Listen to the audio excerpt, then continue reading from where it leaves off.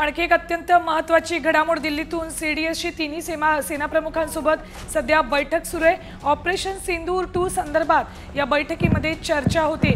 भारत पाकिस्तान तणावाच्या पार्श्वभूमीवर ही अत्यंत महत्त्वाची बैठक होते।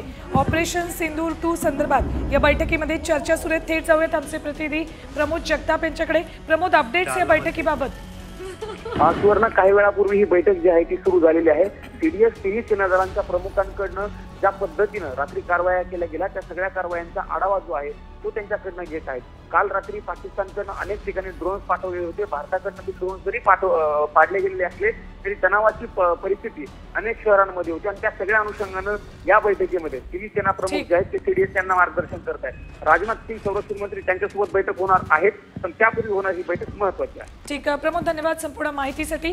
तर आणखी एक महत्त्वाची बातमी, पाकिस्तानकडनं अजूनही कुरापती सुरू आहेत। पहाटेच्या सुमाराला जम्मू काश्मीरमध्ये ड्रोन हल्ल्याचा प्रयत्न पाकिस्तानकडून करण्यात आलेला आहे। सकाळी ड्रोन हल्ल्याचा प्रयत्न पाकिस्तानकडून करण्यात आलेला आहे। भारतीय लष्करानं हल्ल्याचा हा प्रयत्न नेहमीप्रमाणेच हाणून पाडलेला आहे। पाकिस्ताननं आज जम्मू काश्मीरमध्ये ड्रोन हल्ल्याचा प्रयत्न केलाय। हा प्रयत्न भारतानं हाणून पाडलेला आहे। त्याची ही दृश्य भारतानं पाकिस्तानचे 50हून अधिक ड्रोन पाडलेले असतानाही पुन्हा एकदा पहाटेच्या सुमाराला जम्मूमध्ये पाकिस्तानकडून ड्रोन हल्ल्याचा प्रयत्न झालाय। मात्र हे ड्रोन भारतानं हाणून पाडलेले। हा हल्ल्याचा प्रयत्न भारतानं हाणून पाडलाय।